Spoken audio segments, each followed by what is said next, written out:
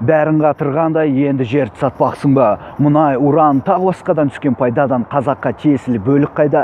Шетелдік әнші универсиада экспоға құртқанша сол ақшаны пайсыз несие етіп қазағыма тарату ойыңа келмегені ма? Алжысаң да жерді сатпа, берме жалға да. Білем не жатқанын Қазақстандыға таудың астарында. Қытайың тіркеліп 5 жыл жерімде тұрса, шыға келеді екен ол да тең болып қазаққа.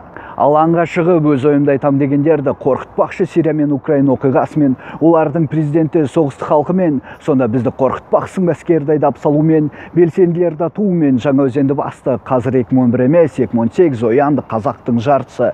2030-2050 деп қанша бағдарлама құрып, министрлерді ауыстырсаң да, ештеңе өзгермейді сен орныңда отырғаныңда. Өйткені көрсең де көрмегендей түр жасайсың қазақты баспанасыз қаңғып жүрген, білсең де білмегендей түр жасайсың қазақтың жағдайын сумпайызды несиеге батып кеткен. Ие бола алмасаң тағайындаған 16 министрің мен 16 әкіміңе отырсың неменеге? Қартайып уәдең есіңнен шықты ма 2000 жылдың желтоқсанында кетем деген? Мои полномочия до декабря 2000 года.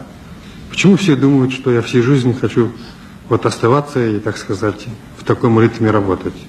Наверное, железным просто надо быть. Почему-то никто об этом не думает. Никакой монархии никогда в Казахстане не будут. Никакие мои дочери моими советниками никогда не будут.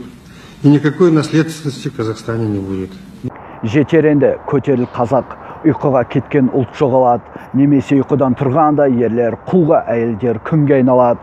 Жеріңнен айылсаң, тіпті тілдесің де, діндесің де кетеді теріс қарап. Қазаққа шынайы жанашитын тек қазақ, анау қазақ емес жүрген орысша сайрап. Саған жанашитын ұлтым мен жерім үшін жаным пида деп тұрған нағазақ.